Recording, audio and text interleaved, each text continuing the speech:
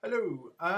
So I came across this video by Malcolm Bowden, about how evolution is not science. So I thought I would challenge that assertion. There's a couple of things I'd like to pick up on, Malcolm.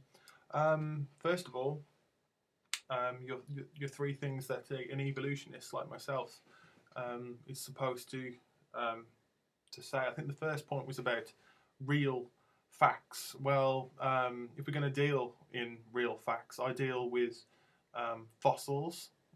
They exist. They are real. They're tangible. I deal well. The fossil record is absolutely huge. I mean, you could fill up probably the cities the size of London with fossils. There's tons out there waiting to be discovered. That's a fact. Okay. Um, Apparently, I'm supposed to call you to denigrate and sort of lambast um, people who believe in creationism. Now, it's not my job to tell people what they should believe. I can only sort of assert my set of truths based on physical evidence that exists and reasoned logic that makes sense. Now, I think the third point you raised is about hard facts versus faith. Now, this is kind of like the first point, but faith, I don't have faith in evolution. Let me explain that. Because faith is belief without evidence. Now, that's the key. That's the key fact here. Pardon the pun.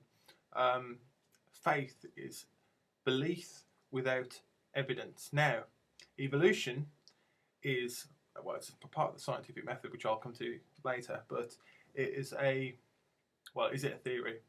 It's a theory based on evidence. Now, that is a massive difference. I could have a belief in the infamous flying spaghetti monster. Now, there is no evidence, and there is the exact same amount of evidence for the Abrahamic God. I take it you believe in the Abrahamic God, not the Hindu God or whatever. There is the exact same amount of evidence for the giant flying spaghetti monster as there is for this God. Now, that is a bit of a problem. Whereas the evidence for evolution is absolutely mind blowing. It's all around us. We have evolved. We've evolved to be human, and I'm glad that we've evolved, because I wouldn't like to be based on the principles of the Abrahamic God, but that's another discussion. So science being a trigger word and not being repeatable, well, that's interesting, because the whole evolutionary theory, if we talk about it in the global sense, comes back to the singularity event, which occurred 13.7 billion years ago. It can't be repeated because it only happened once. I can't go around creating universes, because there'll be a slight problem with the rate of expansion of that singularity. There might be a problem if universes could be created willy-nilly. Multiverse theory, of course, suggests that's happened plenty of times, so probably it is repeatable. Also, if we're talking about the issue of repeatability in evolution, now part of the scientific method is as you say, is to repeat experiments, and that is actually achieved with the radiocarbon dating analysis of fossils, which fit into like a successive and the right stratigraphy of where they should be in time and space.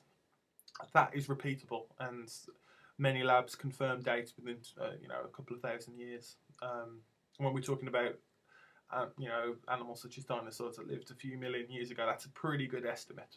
So I disagree with that. So evolution is science. You test theories based on evidence, and the theory of evolution stands up in every aspect. We don't know everything about it yet, but we're making strides. So that's interesting. So I've touched on faith being belief without evidence, and science being truth based on observations and reason logic. But I'd also like to point out that you talk about repeatability, and we talk about things like gravity. Now, is gravity repeatable? Can you test? Can you repeat gravity? Can you could you repeat a law of thermodynamics? That's Opeth in the background, by the way, for any rock fans. Is the law of thermodynamics in the universe, is the strong force, weak force repeatable? So that's a question for you. So discussion is always good. If you can counter that, then by all means, sayonara. Opeth are awesome.